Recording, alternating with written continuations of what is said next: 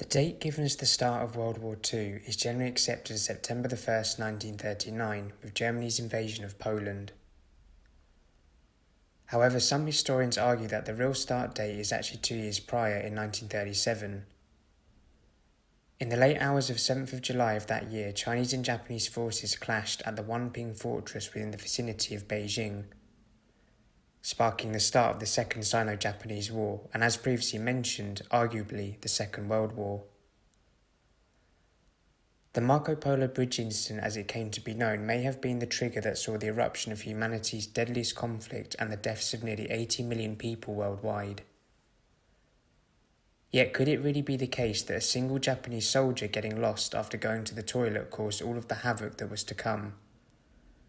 Let's break down the events and delve into the strange situation on that fateful 1937 night. Before we jump into the main focus of today's video, it's worth highlighting some of the events leading up to the Marco Polo Bridge Incident. To give some context, Japan by the 1930s had become a heavily militaristic and industrialized society. The days of shoguns, samurais and feudal lords had long gone, and instead the archipelago nation looked outwards towards expansion and conquest. In 1931, Japan launched its invasion of Manchuria under the false pretext of Chinese sabotage, and within a few months conquered the Northern Territory, establishing the puppet state of Manchukuo in its place. Understandably, in the following years from 1931 to 37, tensions were high between China and Japan. And although there were minor clashes and skirmishes in the years following, the Manchuria invasion, none of them were substantial enough to escalate into a full-blown conflict. On the 7th of July, Japanese units stationed at Fengtai crossed the border to conduct military exercises, and by 11 p.m. the Chinese and Japanese exchanged fire outside of the town of Wanping.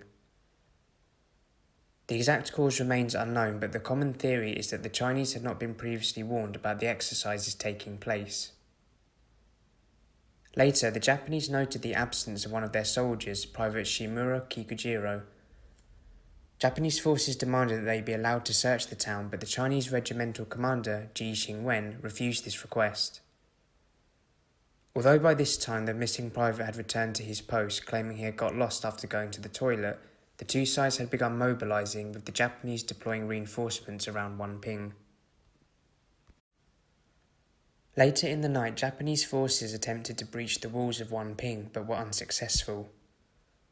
At around 2 a.m, the mayor of Wanping, Wan Lengzai, was sent by the Chinese to conduct negotiations, but these proved to be futile. Upon the mayor's return to Wanping, a shot was fired and the two sides were quickly engaged in a firefight. This moment started the Battle of Beijing-Tianjin and commenced the Second Sino-Japanese War. The Chinese were ordered to hold the bridge at all costs and managed to do so with the help of reinforcements, but suffered large amounts of casualties. At around this time, the Japanese military had begun negotiations with the Chinese nationalist government. A verbal agreement was reached by the two sides, even though General Masakazu Kawabe of the Japanese Garrison Infantry Brigade initially rejected the ceasefire by continuing to shell Wanping for the next few hours. Further aims at de-escalation failed, however, as the Chinese communists continued to attack Japanese forces, and General Kawabe ordered that Wanping be shelled again on the 9th of July. The results of these failed diplomatic talks saw the fighting spill into Beijing and later into the rest of China throughout the remainder of the 1930s and early 40s. I hope you enjoyed this video on the Marco Polo Bridge Incident and how the events of those fateful nights transpired into the horrific conflicts of the Far East.